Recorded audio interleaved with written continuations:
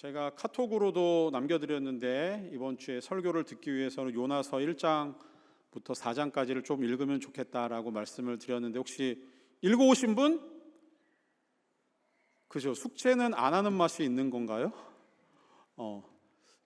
오늘 요나서 원래는 이 4장 한 장만 읽었는데 1장에서부터 4장까지의 내용이 전체적으로 한 맥락 안에 있기 때문에 우리 같이 한번 좀 보면 좋을 것 같아요.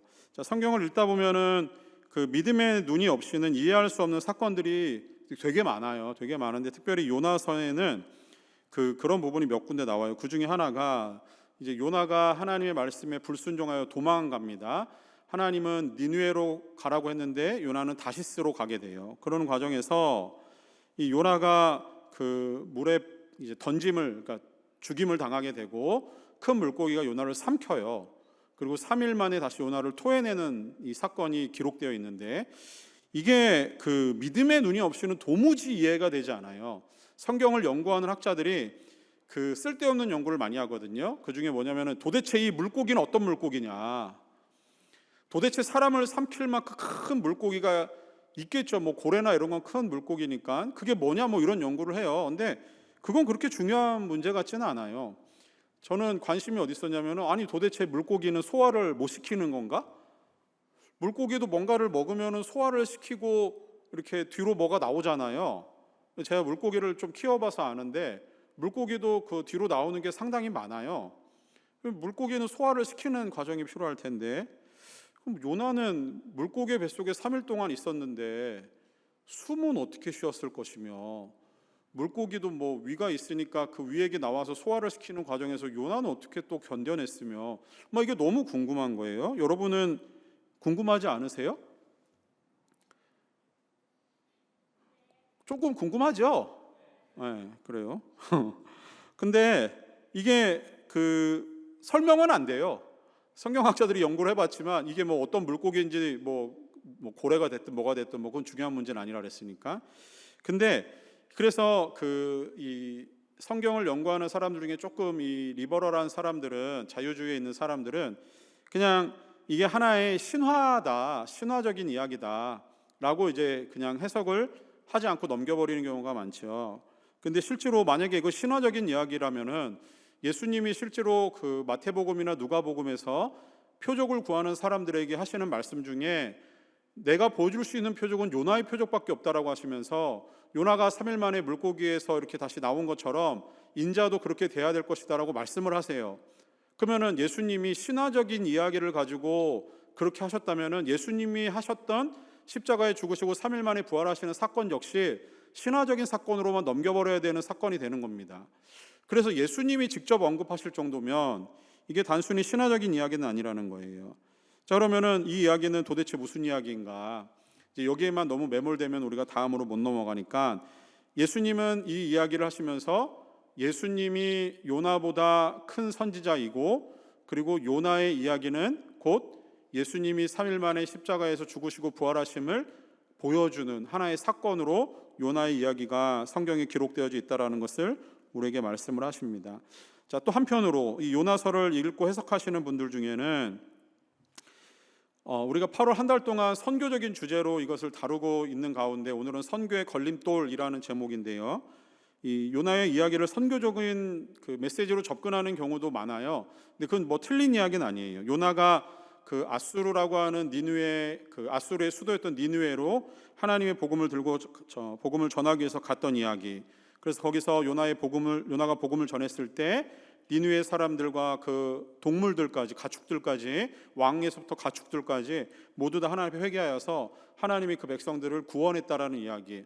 그래서 선교적인 이야기로도 메시지로도 충분히 가능한 이야기입니다. 자, 그런데 요나서를 그 단순히 선교적인 메시지, 하나님의 복음을 순종하기 위해서 복음을 전하면 그것을 듣는 사람들은 하나님이 구원하신다라고 하는 여기까지만 가면 요나서의 이야기를 한 30% 정도밖에 이해하지 못하는 것 같아요.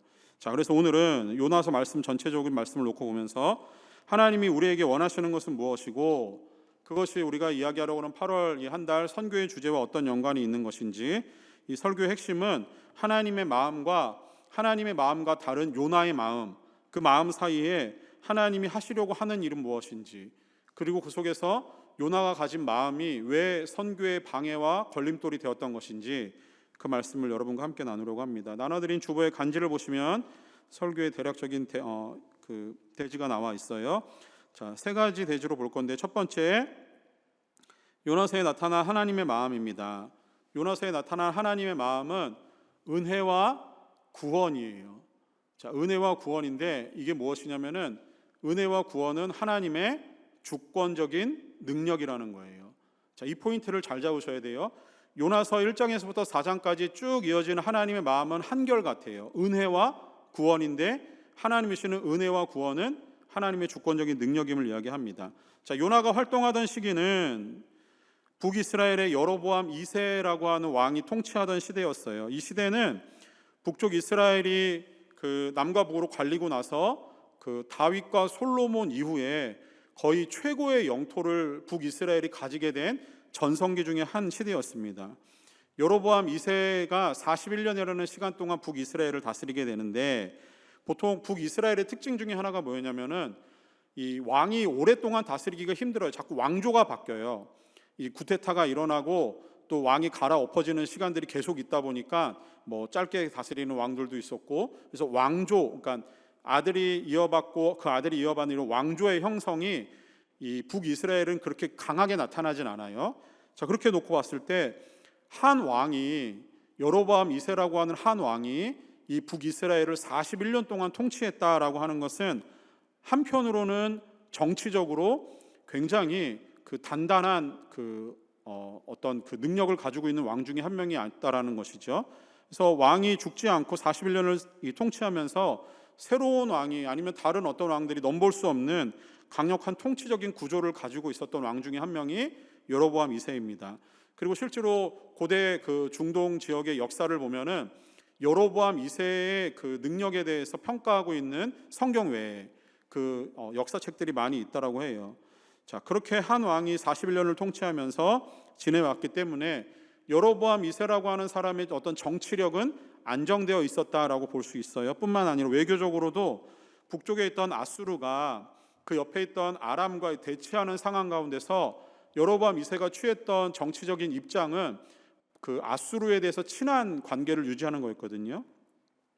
그 가운데서 이제 아수르와 그 아람이 둘이 이렇게 약간의 사이가 벌어진 틈 속에서 아수르가 아람을 견제하다 보니까 북이스라엘은 자연적으로 이게 좀 그 등한시되고 있는 상황이었어요. 그래서 북이스라엘이 그 아수르에 대해서 친한 정책을 펼치면서 뭔가 외교적으로도 북이스라엘에 대한 견제가 느슨해져 있는 상황이었습니다. 그러다 보니까 별 어려움 없이 북이스라엘은 큰 영토를 확장시켜 나갈 수 있는 그런 계기도 됐어요. 그래서 북이스라엘이 영토적으로도 큰 땅을 차지하고 있는 시기 중에 하나가 이 여로보암 2세의 시대였습니다. 더 나아가서 이 정치적으로도 안정돼 있고 국제 정세도 이게 좀 평안한 시대다 보니까 북이스라엘이 여러 나라와 함께 이제 교역을 해요. 무역을 하는데 그것도 활발하게 이루어진 것이 보여집니다. 고고학 유물을 그 연구하는 사람들이 기원전 8세기경에 그 북이스라엘의 수도였던 사마리아 지역에 있었던 유물을 이렇게 하나 발견하게 되는데, 거기에 그 되게 귀한 상아, 코끼리의 뿔 있죠. 상아가 발견돼요. 근데 이게 실제로 성경에 나오는 이야기 중에 하나예요. 자, 아모스 6장 4절에서 6절 말씀에 보면은, 자, 지금 여로보암 2세 시대에 아모스와 호세아 선지자가 있었는데, 아모스 선지자는 이런 얘기를 합니다. 자, 북이스라엘의 상황이 이래요. 상아 상에 누우며 침상에서 기지개 켜며 양떼에서 어린 양과 우리에서 송아지를 잡아먹고 비파 소리에 맞추어 노래를 지절거리며 다윗처럼 자기를 위하여 악기를 제조하며 대접으로 포도주를 마시며 귀한 기름을 몸에 바르면서 요셉의 환난에 대해서는 근심하지 아니하는 자로다. 이렇게 얘기해요. 자, 여러분 이거 아모스 6장 4절에서 6절 말씀을 이렇게 딱 볼 때 이 상황이 어때 보여요? 뭔가 위태롭고 그 어려움에 있는 상황 같이 보이진 않죠. 고대 유물 중에 이 상아라고 하는 거는 되게 비싼 거고 이스라엘에서는 나오지 않아요. 이게 그 더 북쪽에 있는 시리아 쪽에서 이렇게 무역을 통해서 가져왔던 것으로 보여집니다. 다시 얘기해서 상아 상에 누웠다라고 하는 것은 이 이스라엘이 그 여러 상황 가운데서 정치적으로도, 그 다음에 국제적으로도 무역적인 상황에서도 평안함을 누리고 있는 시대였던 거예요. 그리고 사람들이 얼마나 부유한지 어린 양을 잡아먹고 송아지를 잡아먹을 정도로 풍요로움을 누리고 있었던 시대였습니다. 사람들은 악기를 제조하면서 노래 부르는 일이 즐거웠던 것 같아요. 그 시대가 그랬다라고 하는 겁니다. 자, 이렇게 놓고 보니까 단순히 여로보암 2세라고 하는 이 시대에 그 왕의 능력이 어떻게 보면은 전체적으로 정치적으로 안정되어 있고 국제적인 정세도 평안하고 그다음에 사람들은 잘 먹고 잘 살고 있는 그런 시대처럼 보여지잖아요. 자, 그런데 이 시대를 열왕기하 14장 23절에서는 이것이 왜 이렇게 이들이 평안함을 누리게 되었는가라는 것에 대한 평가가 한 구절이 이어집니다. 자, 거기 한번 띄워주시면은 열왕기하 14장 26절 27절 말씀에 여로보암 2세 시대를 이렇게 평가해요. 이는 여호와께서 이스라엘의 고난이 심하여 매인자도 없고 노인자도 없고 이스라엘을 도울 자도 없음을 보셨고 여호와께서 또 이스라엘의 이름을 천하에서 없이 하겠다고도 아니하셨으므로 요아스의 아들 여로보암의 손으로 구원하심이었더라, 이거예요. 자, 이게 무슨 얘기냐면은 단순히 보기에는 그들이 평안함을 누리고 참 좋은 시대를 살아가지만 이 시대에 하나님이 어떤 일 하셨냐면은 26절 초반에 보니까 여호와께서 27절 마지막 구원하심이었더라. 이스라엘의 모든 상황을 아심에도 불구하고 이런 태평하고 이들이 누릴 수 있는 여러 안정을 주신 것은 하나님의 구원의 은혜의 결과라고 하는 거예요. 자, 하나님은 이스라엘 백성들을 불쌍하게 여기셔서 그 시대에 하나님이 은혜를 주신 거예요. 여로보암의 손에서 그들을 그 다른 나라에 팔아넘기지 않으시고 하나님이 태평하도록 전체적인 안정을 누리도록 그다음에 국제적인 정세에서도 평안함을 누리도록 하나님이 은혜를 주셨다라고 하는 겁니다. 자, 이렇게 놓고 보면은 이스라엘이 뭔가 되게 잘하고 있는 것 같잖아요. 하나님이 은혜도 주시고 구원도 주시고 잘 살고 잘 먹고 잘 살고 하는 이 모든 걸 다 주셨으니까. 그런데 실제로 그렇지 않아요.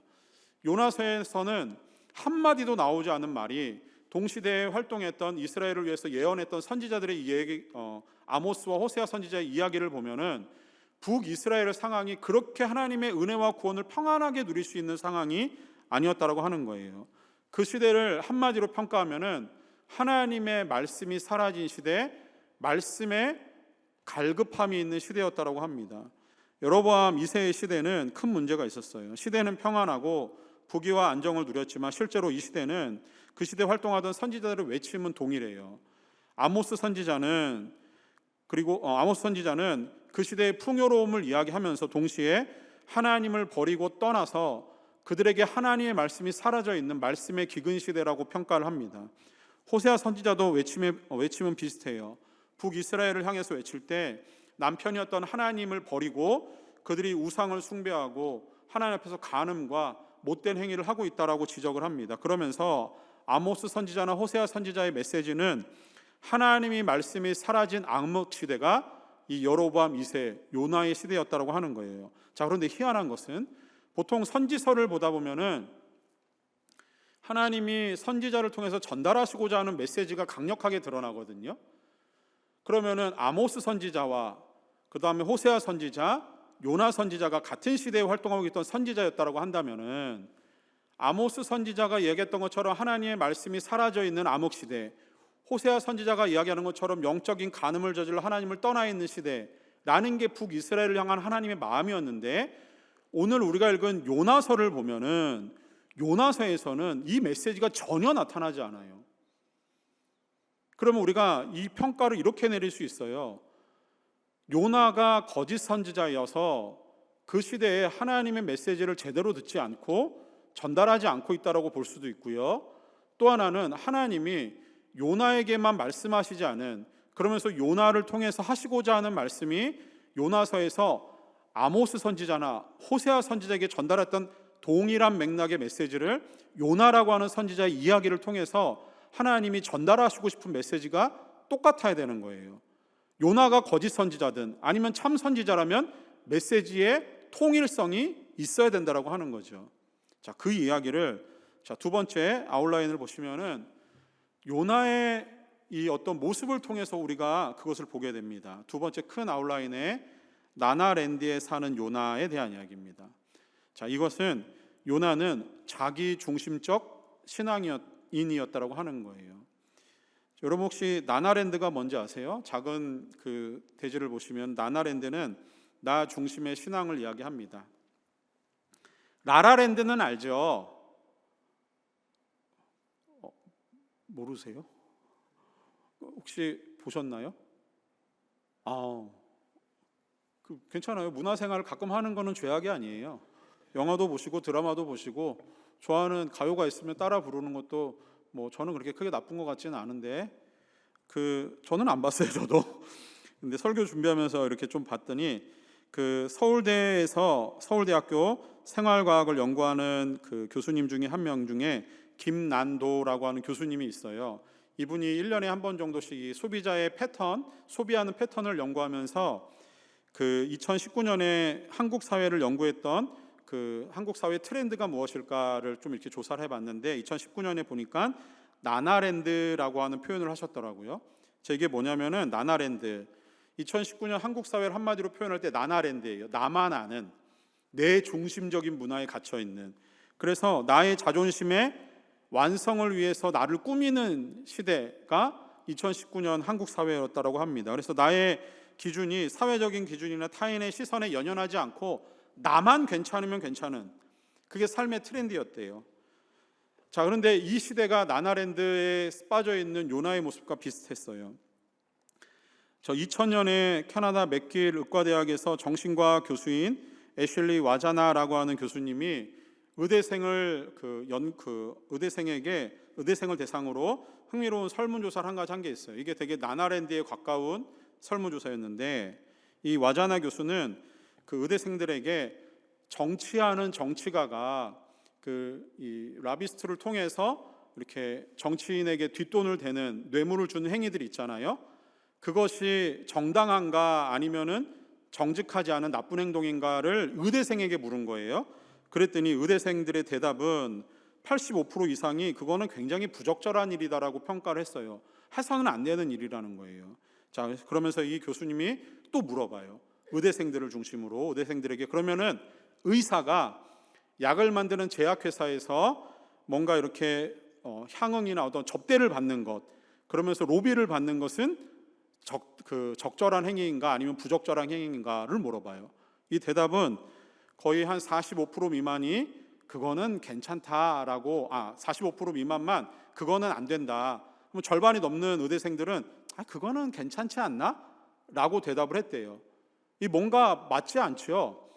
한국 사회에서 한때 유행했던 말, 지금도 유행하죠? 내로남불이라는 말이 있어요. 내가 다른 사람과 불륜을 저지르는 것은 나는 괜찮은 건데 다른 사람이 하는 건 안 되는 거예요. 그래서 내가 하면 불륜도 로맨스이고 남이 하면 다 불륜이라는 거예요. 그래서 내로남불, 내가 하면 로맨스, 남이 하면 불륜이라는 말이 생겨났어요. 자, 지금 요나 선지자가 나나랜드에 빠져 있는, 그래서 무엇이 기준이고 무엇이 기준이 잘못되어 있는지 판단이 흐려져 있는 상황이라고 하는 겁니다. 요나는 그런 선지자였어요. 하나님 말씀이 요나에게 임해서 니느웨로 가라고 하셨어요. 요나는 하나님의 말씀에서 멀어지는 방향인 다시스로 향하게 됩니다. 배를 탔어요. 그런데 요나는 그 배를 타고 가면서 큰 바람을 만나게 돼요. 요나가 탄 배가 뒤집어지려고 할 때 그때 요나의 행동을 보면 그가 얼마나 자기 중심적인 신앙을 가지고 있는지를 보여줍니다. 사람들은 큰 바람 가운데서 막 싸우려고 해요. 이 큰 바람을 이겨보려고 노력을 많이 했습니다.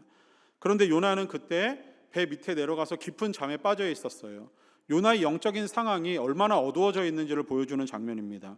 그러다가 사람들이 요나를 흔들어 깨워요. 그때 요나는 그 큰 바람이 자신의 잘못에 의해서 벌어진 일이라고 이야기를 합니다. 그러면서 우리가 읽진 않았지만 요나서 1장 12절 말씀에 이런 말씀이 기록되어 있어요. 요나가 이야기합니다. 그가 대답하되 나를 들어 바다에 던지라. 그리하면 바다가 너희를 위하여 잔잔하리라. 너희가 이 큰 폭풍을 만난 것이 나 때문인 줄을 내가 아노라 하니라. 자, 여기 한번 보세요. 요나는 이 큰 바람이 일어나고 폭풍이 일어나고 파도가 일어나서 배가 뒤집어질 지경에 처했을 때 요나의 대답은 자신이 죽으면 끝나는 일이라고 얘기해요. 자, 여러분, 이 말이 여러분에게는 어떻게 들리세요? 내가 죽어야 이 상황이 끝난다. 요나는 지금 사람들에게 자신이 마치 무슨 영웅이나 된 양, 내가 이 문제를 해결할 수 있는 유일한 주도권을 나에게 있으라고 하는 표현처럼 들리지 않습니까? 자신을 들어서 바다에 던지는 것이 문제를 해결하는 거예요. 왜? 나 때문에 일어난 내 문제이기 때문에 내가 해결할 수 있다라고 하는 거예요. 자, 근데 그거 오묘하게, 교묘하게 무슨 얘기를 하냐면은 하나님께서 이 일을 하셨는데 나 때문에 하신 일이라는 거예요. 자, 중요한 것은 요나는 지금 이 순간에 벌어진 일이 자신의 불순종에 대한 하나님의 강력한 처벌임을 깨닫고 있는 거예요. 그런데 그는 그 순간에도 자신이 영웅이 되고 싶어하는 마음이 있는 것 같습니다. 바다에 던지라는 거예요. 아니, 왜 자기가 빠지면 되지? 문제 해결이 자기에게 있는 걸 알면 자기가 빠지면 되는 거 아닌가요? 근데 그거는 싫은 것 같아요. 야, 나를 잡아 던져. 그러면 문제가 해결된다라고 하는 거예요. 왜 다른 사람에게 그 어려운 일을 맡기는 거죠? 왜 다른 사람의 손에 자기의 목숨을 맡기고 내던지라고 하는 거죠? 던지는 사람의 마음은 어떤 거예요? 그 사람을 제물로 바치는 행위 아닙니까? 요나는 지금 굉장히 자기 중심적인 생각에만 빠져 있는 사람이라는 거예요. 그런데 이 이야기의 다음 이어지는 13절이 되게 재밌습니다. 13절 보세요. 그러나 그 사람들이 힘써 노를 저 배를 육지로 돌리고자 하다가 바다가 그들을 향하여 점점 더 흉용함으로 능히 못한지라, 이렇게 나와요. 무슨 얘기냐면은 요나는 야, 나를 바다에 던져, 문제는 해결될 거야 라고 하는데 사람들은 어떻게 생각하고 있냐면은 요나의 생명을 귀히 여기는 거예요. 그렇게 안 해요. 자기의 생명도 경각에 달려서 위태로운 상황인데 노를 더 힘써 저어보는 거예요. 현실적인 문제 앞에서 문제를 해결하기 위해서 자신이 할 수 있는 모든 노력을 다 영혼까지 갈아엎고 있는 상황인 거예요. 그때 요나는 뭐 하고 있어요? 야, 나를 집어던져, 문제가 해결될 거야. 요나의 태도와 문제를 해결하려고 하는 하나님을 모르는 이방인들의 태도가 바뀌어 있는 거 아닌가요? 그죠? 자, 그런데 이렇게 애써보지만 요나를 살리려고 하는 사람은, 이렇게 하나님을 모르는 사람들조차도 요나 한 명의 생명을 위해서 힘써 노를 저으며 살려보려고 하는 거예요. 요나가 죽지 않도록 만들어 보려고 하는 거예요. 그런데 안 되는 거예요. 왜요? 이 일이 하나님이 버리시고 있는 일이거든요. 자, 14절은 이렇게 나옵니다. 그때 14절에 보니까 무리가 여호와께 부르짖어 이르되 여호와여 구하고 구하오니 이 사람의 생명 때문에 우리를 멸망시키지 마옵소서, 무죄한 피를 우리에게 돌리지 마옵소서, 주 여호와께서는 주의 뜻대로 행하심이니이다 라는 거예요. 이방인의 입에서 하나님의 뜻이 무엇인지를 그들이 스스로 고백하고 있는 이 장면인 거죠. 요나는 결국 큰 바람이 부는 바다에 사람들의 손에 의해서 던져집니다. 자, 그들의 기도는 이 일을 하는 것은 하나님의 뜻이오니 우리는 무죄합니다 라고 하는 거예요. 자, 그렇게 이제 요나는 물에 빠졌어요. 이제 요나에게 기대할 수 있는 바는 뭡니까? 요나가 나 이제 죽으면 끝이야 라는 생각을 하고 물에 던져진 거예요. 하나님이 큰 물고기를 예비하셔서 나를 물고기의 뱃속에 3일 동안 가두시고, 그리고 나서 내가 회개하면 하나님이 나를 다시 물고기 뱃속에서 토해내서 내가 다시 살아날 거야. 요나는 이 생각을 하고 있는 게 아니거든요. 요나는 지금 스스로 죽기를 바라면서 자신을 던지라고 한 거예요. 그런데 하나님의 생각은 요나의 생각과 같지 않아요. 하나님은 요나가 바다에 던져지는 순간 큰 물고기를 준비하셨어요. 그리고 큰 물고기를 통해서 요나를 구원하셨습니다. 더불어 요나가 바다에 던져지는 순간 요나의 말한 대로, 요나가 얘기한 대로 다른 사람들은 구원함을 받아요. 자, 요걸 좀 기억해 두세요. 두 번째 작은 단락은 불순종과 순종 사이에서 요나가 하는 행동은 하나님의 계획도 이용하고 있는 지극히 개인적인 신앙을 가진 요나의 모습입니다. 요나서 2장은 하나님이 구원을 베푸셔서 죄로 인해 죽어야 했던 요나를 큰 물고기를 통해서 구원하시는 장면이 요나서 2장에 나와요. 그리고 거기에는 구원하시는 하나님의 능력에 대한 요나의 감사 기도가 이어집니다. 요나는 그 물고기 뱃속에서 2장의 내용으로 하나님께 기도하고 있어요. 구원하심은 하나님의 손에 달린 일입니다 라는, 그것이 요나의 기도의 특징입니다. 자, 요나서 2장 이후에 요나서를 이해하는 데 있어서 중요한 한 가지 단어가 나와요. 히브리어로 마나라고 하는 단어가 나와요. 1장에서도 나오고요. 2장 지나서 이제 4장에서 제일 많이 나오는 단어가 마나라고 하는 단어인데, 이 단어가 어떤 의미냐면은 요나서를 이해하는 데 있어서 마나라고 하는 이 단어가 4번 사용돼요. 이게 요나서를 끌고 가는 주요한 단어 중에 하나예요. 그 단어가 의미가 뭐냐면은 준비하다라는 의미가 있어요. 준비하다, 예비하다라는 의미가 있어요. 이게 어떤 거냐면은 마나는 특정한 목적을 위해서 어떤 것이나 사람을 선택하여 준비한다라고 하는 의미가 있대요. 요나에게 하나님의 구원이 참 주인이시며 능력이심을 보여주기 위해서 하나님은 1장 17절에서 마나라고 하는 단어를 사용하시는데 물고기를 예비하사, 물고기를 준비하신 거예요. 요나의 구원을 위해서. 자, 뿐만이 아니라 4장에선 세 군데서 나타나요.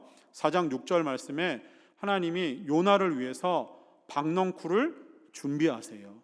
마나.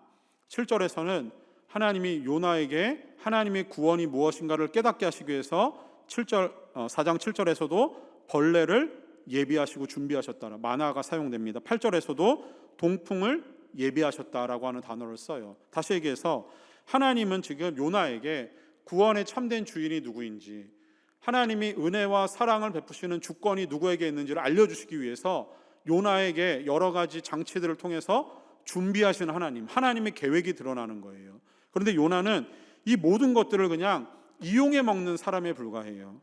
그렇게 하나님은 느느웨 백성들을 위해서, 하나님은 요나를 위해서 준비하셨던 큰 물고기, 박넝쿨, 동풍, 벌레, 이거는 요나의 구원을 위해서 하나님이 보여주시는 요나의 구원을 위한 장치였거든요. 자, 니느웨 백성을 위해서 하나님은 누구를 준비시켰었습니까? 요나를 준비시키신 거예요. 하나님은 요나를 위해서 하나님의 구원을 보이기 위해 여러 가지 것들을 보여주셨고, 하나님은 요나를 니느웨 백성을 위해서 준비시키신 거예요. 거기에는 요나를 통해서, 요나의 순종을 통해서 하나님이 니느웨 백성을 구원하실 하나님의 계획이 있음을 보여주시기 위해서 요나를 준비시켰던 것입니다. 그런데 요나는 그것을 미처 깨닫지 못해요. 자, 문제는 요나는 하나님 앞에서 적극적인 순종 역시 하나님의 구원의 계획을 이용해 먹으려고 하는 그런 자기 중심적인 신앙을 가진 사람이었다고 하는 거예요. 요나의 순종으로 인해서, 그의 잠깐의 순종이었지만 하나님은 니느웨 백성들이 회개하고 돌아오는 일에 있어서 요나를 사용하세요. 그리고 그 니느웨 백성을 위해서 준비하신 요나가 하나님의 도구로 아름답게 사용되는 장면이 3장에 나타납니다. 자, 결론에 이어지는 마지막 세 번째 단락이에요. 자, 그러면 선교의 걸림돌을 제거하라는 거예요. 자, 첫 번째, 하나님의 마음이 있었고요. 두 번째, 자기 중심적인 신앙에 빠져 있는 요나의 모습을 봤습니다. 자, 요나가 가지고 있는 모습 자체가 선교의 걸림돌이라고 하는 거예요. 그러면은 그것을 제거하는 세 번째 단락에서는 자, 이런 얘기를 하려고 해요. 나나랜드에서 벗어나서 하나님의 나라를 기대해야 된다고 하는 거예요. 선교에 대한 걸림돌을 제거하기 위해서는 나 중심의 신앙에서 벗어나서 하나님 중심의 신앙으로 옮겨가야 되는 겁니다. 요나서를 반으로 딱 접어놓고 보면은 1장과 2장, 3장과 4장이 맞닥뜨릴 거예요. 그죠? 자, 1장과 3장의 내용은 2장을 중심으로 똑같은 맥락의 말씀이 이어져요. 1장에서는 하나님이 요나를 부르셔서 니느웨로 가라고 했는데 요나가 불순종함으로 다시스로 갑니다. 3장에서는 구원받은 요나가 하나님이 또 부르세요. 그래서 니느웨로 가라고 말씀하시면서 니느웨에 가서 해야 될 말씀을 하나님이 넣어주십니다. 그것에 순종해서 요나가 니느웨로 가게 돼요. 자, 1장과 3장 사이에 2장이 중요해요. 2장은 구원은 하나님의 주권적인 능력임을 큰 물고기 뱃속에서 요나를 통해 깨닫게 하시면서 그것을 하나님이 주시는 메시지였습니다. 하나님은 요나가 말씀에 불순종해서 떠나갔을 때도 요나를 버리신 게 아니에요. 요나를 택하신 거예요. 그리고 그를 위한 구원을 하나님은 준비하셨습니다. 불순종하고 도망간 쓸모없는 요나도 구원하시는 하나님, 2장은 그것을 우리에게 보여줘요. 요나는 죄로 인해서 하나님의 심판을 받아야 마땅합니다. 큰 바람이 불고 큰 파도가 일어난 그 바다에 던져졌을 때 요나는 죽는 게 당연해요. 그러나 하나님은 요나를 위해서 구원을 예비하신 거예요. 요나의 공로와 요나의 노력이 아니에요. 하나님의 주권적인 능력입니다. 누가 보더라도 죽어 마땅한 요나이지만 하나님은 하나님의 기쁘신 뜻대로 요나를 구원하셨습니다. 그게 하나님의 기쁘신 뜻이었어요. 우리가 상상할 수 없는 방법인 큰 물고기를 동원하셔서 그를 3일 동안 물고기 뱃속에 가두셨습니다. 그가 어떻게 살아날 수 있었을까? 우리의 모든 상상을 다 총동원해도 사람이 물고기의 뱃속에서 3일 동안 생존하는 것은 아무리 생각해도 불가능해 보여요. 서두에서도 말씀을 드렸지만 이 해석되지 않는 부분이 참 많아요. 하나님의 구원하시는 능력 앞에서 우리의 생각, 나의 생각과 나의 능력은 아무런 효과가 없다라고 하는 거예요. 물고기를 파보십시오. 인간을 삼킨 그 물고기, 그게 뭔지도 잘 모르겠고요. 3일 동안 물고기의 뱃속에서 숨 쉬지 않고 사람이 어떻게 살아갈 수 있는지도 잘 모르겠고요. 그 속에서 왜 소화가 되지 않았는지 잘 모르겠어요. 그런데 하나님은 우리의 생각과 다르게, 우리가 생각하고 상상하는 것과 다르게 하나님의 구원하시는 능력은 우리의 제한 안에 있지 않다라고 하는 거예요.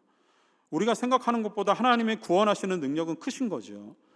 요나의 자기 중심적인 생각과 신앙이 그를 구원한 것이 아니라 전적인 하나님의 능력이, 하나님의 은혜와 사랑이 요나를 구원하신 거예요. 하나님의 구원은 처음부터 끝까지 아무짝에도 쓸모없는 죄인이었던 우리를 그냥 단지 하나님의 기쁨을 위해서 하나님이 우리를 구원하신 거예요. 그 하나님의 구원을 위해서 하나님이 모든 능력을 총동원하십니다. 특별히 단 하나밖에 없는 사랑하는 아들을 내어주시면서까지 아무짝에도 쓸모없는 우리를 구원하신 게 하나님의 능력이에요. 왜? 그게 하나님이 기쁘시거든요. 그렇게 하나님의 기쁨인 것이 바로 여러분들인 거예요. 그래서 사도 바울은 자신의 구원에 대해서 도무지 내가 받은 구원을 내가 자랑할 게 아무것도 없다라고 하는 거예요. 왜? 내 안의 능력이나 내 안의 공로가 아니기 때문에 내가 받은 구원은 내가 자랑할 게 없다라고 하는 거예요. 오직 나의 자랑은 나를 구원하신 예수 그리스도에게 있다라고 하는 거죠. 그것이 하나님의 능력이고 하나님이 하신 일이기 때문에 나의 자랑은, 나의 유일한 자랑은 오직 예수 그리스도 그분밖에 없다라고 하는 겁니다. 자, 이걸 경험한 요나가 3장에 가서 다시 한번 하나님이 주시는 기회를 따라서 순종하면서 말씀을 전해요. 복음을 니느웨에 전합니다. 그리고 니느웨 사람들은 구원하시는 하나님의 능력을 맛보게 돼요. 요나라고 하는 한 사람 때문에 많은 사람이 구원함을 받게 됩니다. 그러나 요나는 이게 못마땅해요. 우리가 읽은 4장 1절 말씀에 뭐라 그러냐면은 요나는 이렇게 니느웨 사람들이 구원받은 것이 몹시 싫어요. 너무너무 마음에 안 드는 일이에요. 요나의 생각에는 하나님께서 40일 후에 니느웨를 망하게 하겠다라고 하는 심판의 메시지를 주셨으면 그 메시지를 따라서 니느웨가 망했으면 좋겠거든요. 근데 하나님은 그렇게 안 하신 거예요. 하나님의 마음은 그들이 회개하고 돌아오기를 원하셨던 거예요. 요나는 이걸 이미 알고 있어요. 2절 말씀에서 요나가 되게 불쾌한 마음으로 하나님께 도전을 하는 게 1절에 내가 이게 너무 싫거든요 하나님. 성내면 사람이 기도하는 부분이 2절에 나오는데 4장 2절에 보니까 하나님은 뭐라 그러시냐면 4장 2절 마지막에 주께서는 은혜로우시며 자비로우시며 노하기를 더디하시며 인애가 크시사 뜻을 돌이켜 재앙을 내리시지 아니하시는 하나님이신 줄 내가 알았습니다. 내가 그래서 그런 하나님이신 줄 알았기 때문에 내가 니느웨에 복음을 전하지 않으려고 1장에서 다시스로 도망한 거예요. 하나님은 내 손아귀에 있는 하나님이신 거예요. 하나님은 이미 니느웨 사람들에게 복음을 전하라고 하시고 그들이 믿고 회개하고 돌아오면 용서하실 것을 나는 알았거든요. 내가 그래서 그게 싫었던 거예요 라고 하나님의 도전을 하는 거예요. 요나가 하나님의 구원을 맛본 사람이잖아요. 그가 물고기 뱃속에서 3일 동안 지내다가 토해서 하나님의 구원을 맛본 사람이에요. 그런데 그의 마음은 여전히 자기의 나나랜드에 살고 있는 거예요. 내 중심적인 거예요. 하나님을 내 신앙 안으로 끌고 들어와서 나의 울타리와 테두리 안에 하나님을 가둬놓고 하나님은 여기에만 계셔야 되는 하나님이십니다라고 스스로 제안하고 있는 모습을 보여줍니다. 그렇게 성난 요나는 하나님은 그 성난 요나조차도 계속 위로하세요. 요나가 삐져 있어서 그가 이제 잠들었어요. 그때 하나님이 박농쿨을 준비해서 요나가 더울까 봐 박농쿨로 그늘을 만들어서 요나를 덮어주세요. 시원하게 한잠 잘 자고 일어났는데 갑자기 더워졌어요. 이유를 봤더니 벌레가 와가지고 박농쿨을 다 먹어버린 거예요. 그러면서 또 하나님 앞에 화를 내요. 왜 하나님 박농쿨을 주셨다 박농쿨을 왜 뺏어가시냐고. 그때 하나님의 말씀이 10절 11절에 요나서의 결론에 해당하는 말씀입니다. 10절 11절 제가 읽어볼게요. 여호와께서 이르시되 내가 수고도 아니하였고 재배도 아니하였고 하룻밤에 났다가 하룻밤에 말라버린 이 박농쿨을 아꼈거든. 하물며 이 큰 성읍 니느웨에는 좌우를 분별하지 못하는 자가 12만 명이요 가축도 많이 있나니 내가 어찌 아끼지 아니하겠느냐 하시니, 이렇게 말씀이 맺어져요. 결론이 이거예요. 뭔가 잘 끝난 것 같지도 않고 그냥 이 하나님의 마치 독배가 같은 이 문장으로 끝이 납니다. 자, 이 이야기 한번 잘 들어보세요. 서론에서 요나서의 상황을 말씀드렸죠. 호세아서와 아모스 선지자도 같은 시대에 활동하던 선지자인데 그들은 북이스라엘의 타락에 대해서 외치고 있어요. 돌아오라고, 하나님의 말씀에 돌아오라고. 근데 요나서에서는 이 말씀이 전혀 나타나지 않아요. 근데 말씀드렸던 대로 그러면 요나서가 가짜 선지자든가 아니면은 하나님이 요나를 통해서 그가 참 선지자라면 아모스 선지자나 호세아 선지자의 메시지와 같은 맥락의 메시지가 있어야 될 것 같다라고 말씀을 드렸잖아요. 근데 성경에 기록된 것만 놓고 보니까 요나가 가짜 선지자는 아닌 것 같아요. 그죠? 그러면 요나서가 주려고 하는 참된 메시지는 무엇인가? 잘 들어보세요. 지금 하나님은 요나를 통해서 자기 중심적인 신앙에 빠져 있는 이스라엘의 모습을 지적하시는 부분이에요. 이스라엘은 자기가 옳다라고 생각하고 있거든요. 자기가 하고 있는 게 맞다라는 거예요. 그러면서 하나님이 이스라엘을 불러내셔서 그들을 구원하시고 그들에게 주신 하나님의 큰 구원의 은혜와 능력을 세상 밖에 있는 모든 이방 민족에게 퍼뜨려야 되는, 흘려보내야 되는 그 역할을 감당해야 되는데 그들은 자기들 안에만 갇혀 있는 거예요. 자, 요나서에 나타나는 하나님의 참된 메시지는 아모스 선지자나 호세아 선지자가 말씀하셨던 같은 맥락의 메시지예요. 너희는 지금 자기 중심적인 신앙에 빠져서 내가 보이지 않니? 내가 지금 너에게 무엇을 원하는지 너희는 그것을 잘 모르겠니? 내가 왜 너희를 위해서 큰 물고기를 예비하고 박넝쿨을 준비하고 동풍을 준비하고 벌레를 준비했는지 아직도 모르겠니? 나는 너희를 사랑하거든. 너희가 돌아오기를 원하고 있거든. 저기 있는 12만 명의 니느웨 백성들에게도 하나님의 복음이 증거되어졌을 때 그들이 회개하고 돌아오면 내가 그들을 받아주었듯이 북이스라엘아 들으라는 거예요. 돌아오라는 거예요. 하나님의 마음은 자기 중심적인 그 신앙에 빠져 있는 이스라엘 백성들을 깨우는 게 하나님의 마음이었던 겁니다. 요나 선지자는 그 일을 여실히 보여주는 한 명의 사람이었던 거예요. 그가 물고기에 갇힐 수밖에 없었던 이유, 예수 그리스도가 자기 중심적인 신앙에 빠져 있는 모든 이들을 위해서 십자가에 죽으셔야만 구원의 메시지를 우리에게 주실 수 있었기 때문에 그분이 십자가에서 죽으시고 3일 만에 부활하신 겁니다. 요나는 그것을 자신의 삶을 통해서 체화해서 보여주는 하나님의 구원의 장치이고 도구였던 거예요. 돌아오지 않고 회개하지 않는 이스라엘, 하나님의 뜻이 그들에게 막혀가지고 세상 밖으로 흘러나가지 않는 그들을 깨우시기 위해서 하나님은 선교의 걸림돌 되는 나 중심적인 신앙을 버리라고 요나를 이곳에서 불러내셔서 2번이나 요나를 불러내시고 있는 겁니다. 사랑하는 여러분, 우리는 어떤가요? 나 중심적인 신앙에 빠져 있으면 안 되는 거예요. 하나님은 나의 어떠함을 보시고 나를 구원하신 게 아니에요. 그냥 무작정 여러분을 사랑하신 거예요. 아무 이유가 없어요. 설명되지 않는 하나님의 기쁨이 바로 여러분인 거거든요. 그렇게 여러분을 불러내셨습니다. 나에게는 수없이 많은 핑계와 이유가 있잖아요. 내가 왜 하나님의 사역에 동참하지 못하는지, 내가 왜 예배드리기에 어려움이 있는지, 내가 살면서 왜 하나님의 말씀이 내 삶에 그대로 적용되지 않는지 여러분 스스로에게 질문해 보세요. 다 나나랜드에 빠져가지고 우리 스스로가 다 핑계거리가 있어요. 그래서 이런 말이 있는지도 모르겠습니다. 핑계 없는 무덤이 없대요. 핑계 없는 무덤이 없어요. 핑계만 대다가 끝나는 것이 우리의 삶이에요. 하나님이 이를 감당해야 되는 거 알아요.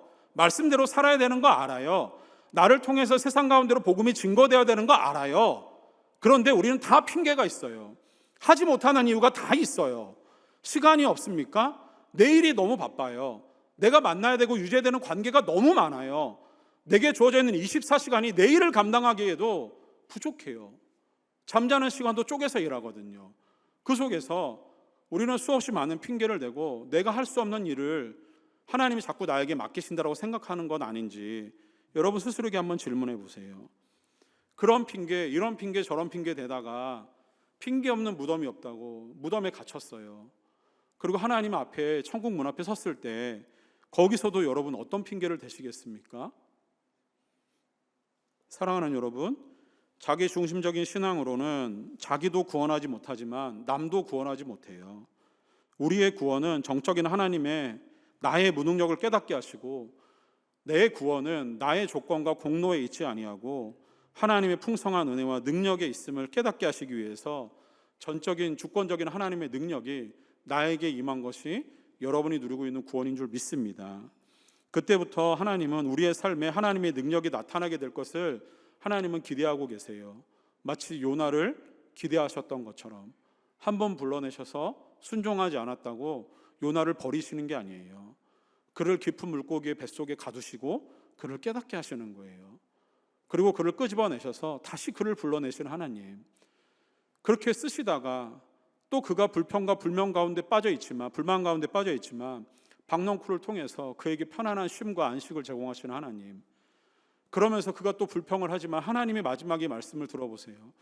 요나야, 내가 저 죽어가는 12만 명의 니느웨 백성들, 내가 그들을 사랑하지 않을 이유가 어디 있겠니? 하나님은 우리를 그렇게 불쌍히 여기셔서 여러분들을 사랑하시죠. 하나님의 최고의 기쁨이 있는 여러분들, 하나님의 시선이 머물고 하나님의 마음이 있는 사랑하는 여러분들이 이 땅에 요나처럼 살아가지 마시고 하나님이 주시는 그 귀한 뜻 안에서 하나님의 마음이 있는 곳에 우리의 마음이 있고 하나님의 시선이 머무는 관심 있는 그곳에 우리의 마음과 우리의 발걸음이 옮겨질 수 있기를 소망합니다. 라나랜드에 갇히면 우리는 아무것도 할 수 없어요. 그러나 라나랜드를 벗어나서 하나님의 나라로 들어가려면 우리는 모두 하나님의 중심적인 신앙을 가져야 됩니다. 여러분의 믿음의 발걸음을 한 걸음 용기를 내서 내딛는 그것이 여러분들의 갇혀있는 라나랜드를 벗어나는 가장 중요한 도전이 될 것입니다. 믿음을 가지고 여러분을 가두고 있는 그 무엇을 벗어나서 하나님의 말씀이 있는 그곳을 향해 여러분의 발걸음을 옮길 수 있는 믿음의 사람들이 될 수 있기를 주님의 이름으로 축원합니다.